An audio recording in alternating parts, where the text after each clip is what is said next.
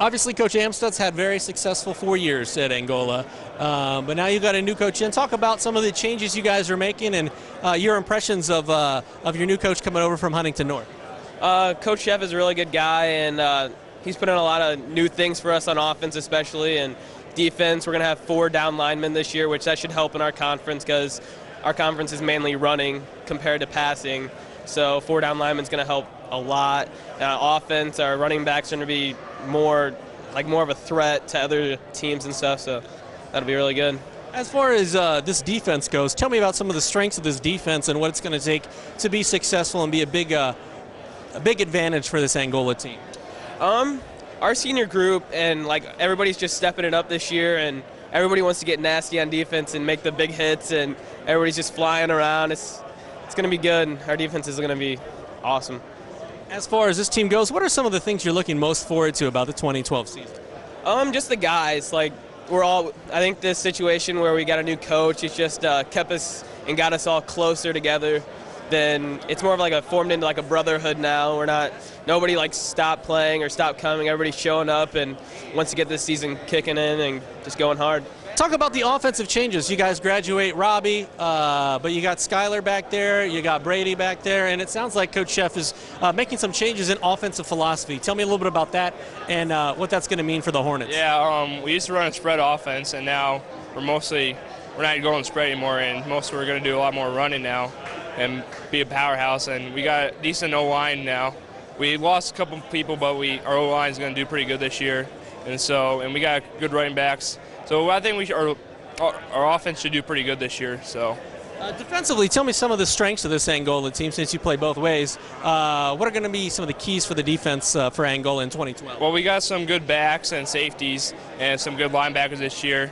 So if we just keep those, our defense should do pretty good. And we got a decent line on the D. So if we just keep all that stuff, we should do pretty good on the defense. The transition from a head coach, obviously, Coach Amstutz had a lot of success.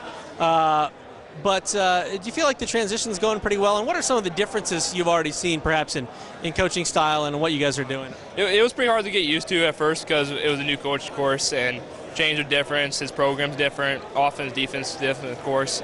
But his coaching mentality is a little bit different. I think he's a little bit more personal, or he talks to us, and of course he has to get us to know us better and more. So it's going really good, though. I like him a lot, so he's doing a good job, and it's helped a lot. What are you most looking forward to about 2012 for this Angola team, and what are going to be some of the strengths, and what are some of the things you guys need to work on before August 17th? Well, some strengths are we just need to work on all our plays, get all our formations down, because we have a lot more plays we've learned, and we have to learn a lot more.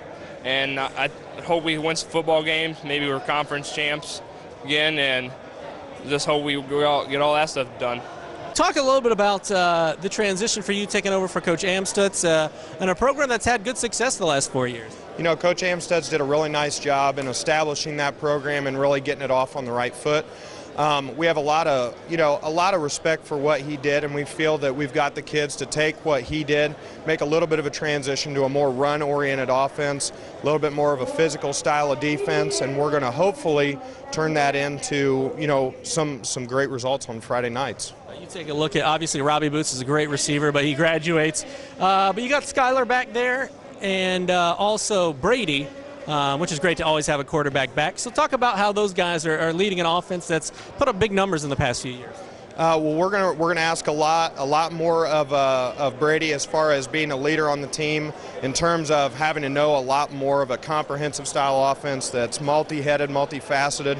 We're going to incorporate some motions, some different passing game styles, and we're not going to ask too much of him as far as running the football, but we're going to rely on Skyler Parker and some other horses that we've got to kind of take over for those kind of bruiser back style. In that West Coast, it needs a little bit more of a physical style run game in order to be successful. You guys at Huntington North ran a veer, is that correct? Is that what you're implementing, and how is that different from what they run in the past? We did run the veer last year at Huntington North. We felt like it was a good year to put our kids in a position to really be successful.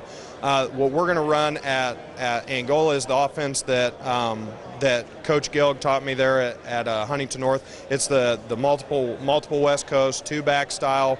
Like I said, it's a little bit more of a power run game, a little bit more man-on-man blocking, but we feel like we've got the kids both inside and out, on the perimeter to run that and run it with great success, the same way we did at Huntington in the previous 4 years while I was there.